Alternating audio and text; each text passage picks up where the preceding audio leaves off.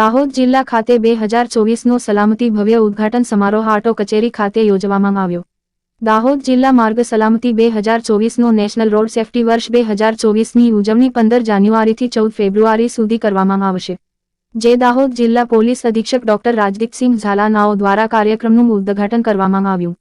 આ પ્રસંગે નાયબ પોલીસ અધિક્ષક એમ કે રાઠોડ, જિલ્લા શિક્ષણ અધિકારી એસ એલ દામા, આર અને ના અધિકારી Himani Shah, Dahod AR CD Patel, R K Parmar, V K Parmar, N C Patel, V R Lalani, N S Patel, R A Vaghela, N B Nimbark, N G Patel, DP Parmar, C S Vasava, R B Chavda, L L Rada, K A મૈયર તેમજ RTO કચેરીનો staff, શહેરના જાગૃત નાગરિકો ઉપસ્થિત રહ્યા હતા. કાર્યક્રમમાં વક્તાઓના પ્રવચન બાદ જનજાગૃતિ માટે એક બાઇક રેલીનું આયોજન કરવામાં આવ્યું હતું. આ કાર્યક્રમનો મુખ્ય હેતુ લોકોને અકસ્માતથી બચાવવા, દારૂ અને કોઈ પણ નશો કરીને વાહન ના ચાલવું તેમજ ઓવર સ્પીડિંગના મુદ્દાઓ ઉપર સમજણ આપી અને જનજાગૃતિ લાવવામાં આવી હતી. અબ્દુલ રજાક મંસૂરીની એક રિપોર્ટ. એના માટે તમારે મારો જેટલો ટાઈમ જોતો હોય એટલો લઈ લો, મારો એફર્ટ જોતો હોય એટલો લઈ લો. હું છું જિલ્લા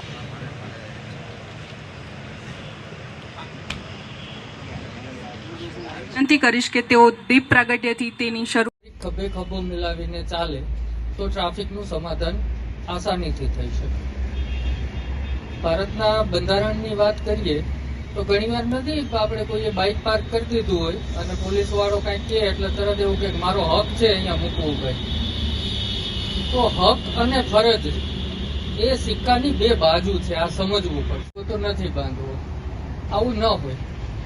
તમારું એક નેગેટિવ પાર્કિંગ 5 લોકોને નુકસાન કરે એના હક ઉપર તરાપ મારે છે.